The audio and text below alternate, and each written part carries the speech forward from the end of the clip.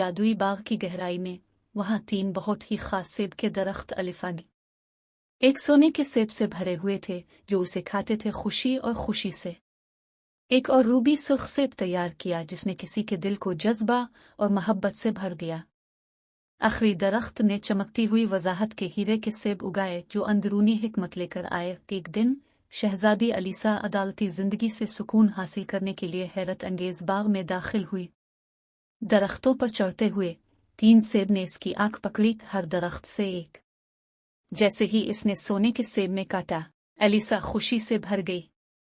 سرخ سیب نے اسے سب کی دیکھ بھال سے بھر دیا۔ ہیرے کے سیب نے اس کے دماغ کی آنکھ کھول دی۔ اس دن سے الیسا اکثر درختوں کی شاخوں کے نیچے زندگی کے گہرے معنی پر غور کرنے کے لیے باغ کا دورہ کرتی تھی۔